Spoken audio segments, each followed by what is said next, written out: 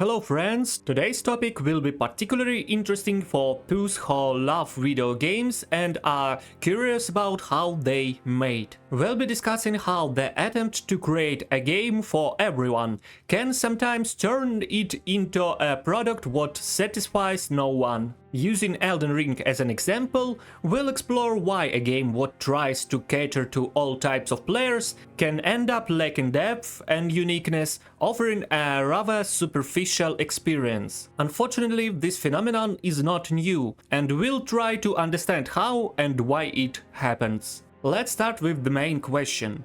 Why do games designed to appeal to the broadest possible audience often end up being less engaging for everyone? The issue lies in the fact that games like Elden Ring try to offer a variety of experiences so what everyone can find something they enjoy. However, this drive for universality often leads to the game not excelling in any particular area. Elden Ring is a project what promised to combine the best elements of previous From Software games, while offering something new. The game provides various paths to completion, different combat styles, a vast open world to explore endlessly, and many other opportunities. But as we'll see, this abundance of options often leaves players overwhelmed and ultimately unsatisfied with any one aspect of the game. Let's dive deeper into the three main playstyles what Elden Ring offers. First, it's a skill-based playthrough.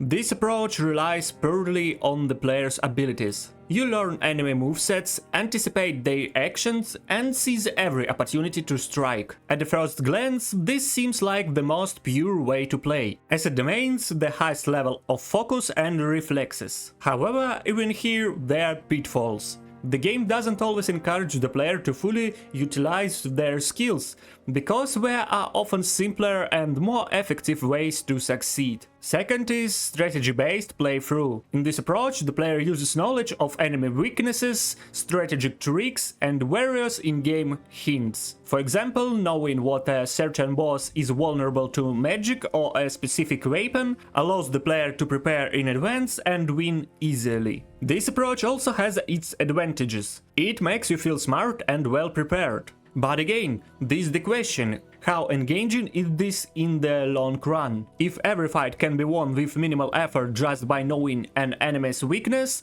the challenge is lost. Third is a build-based playthrough. This involves creating a set of characteristics and abilities what will work in any situation. Players craft versatile builds what allow them to easily handle any challenge the game throws at them. This approach also has its perks.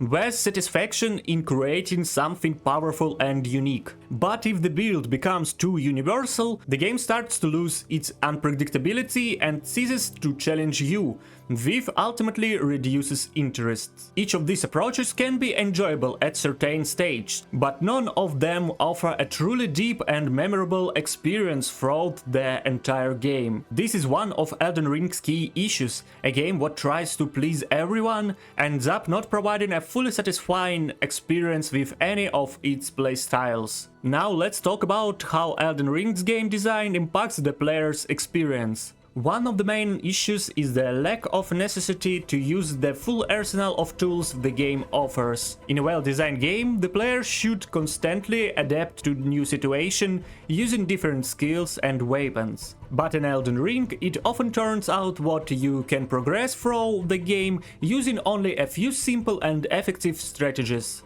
For example, if there's a powerful spell what easily destroys most enemies, why should the player bother trying our spells? This leads to players finding one strategy what works and repeating it over and over, making the game monotonous. On the other hand, if the game were better balanced, it would encourage players to constantly experiment with different mechanics, making the gameplay more diverse and engaging. Moreover, Elden Ring often gives the player a choice between different types of activities, exploring the world, fighting bosses, crafting, leveling up the character, and etc. etc. But since the game tries to please everyone, none of these activities are perfected. For example, exploring the world may be interesting, but often turns out to be pointless, because many rewards aren't worth the time spent. Similarly, boss fights can sometimes feel drawn out and repetitive, especially if you have a powerful build what nullifies all difficulty.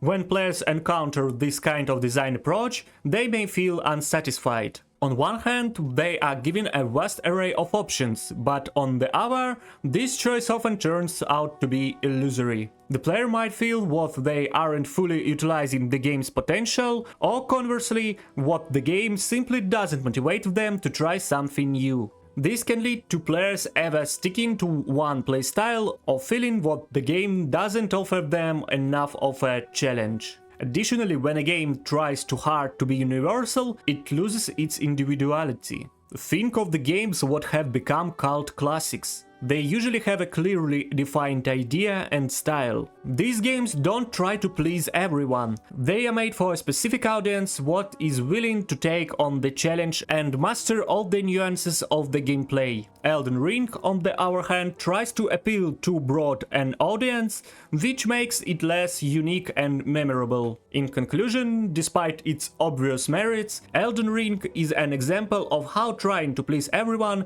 can lead to a game losing its depth and uniqueness. So, what's the final takeaway? Can a game truly be for everyone and still remain interesting? That's a thought question, and perhaps the answer depends on what each of us is looking for in games. But one thing is clear, striving for universality doesn't always yield positive results, and sometimes it's better to focus on creating a unique experience for a specific audience. So, what do you think about universality in games? Leave your comments, I'd love to hear your thoughts. See you in the next video.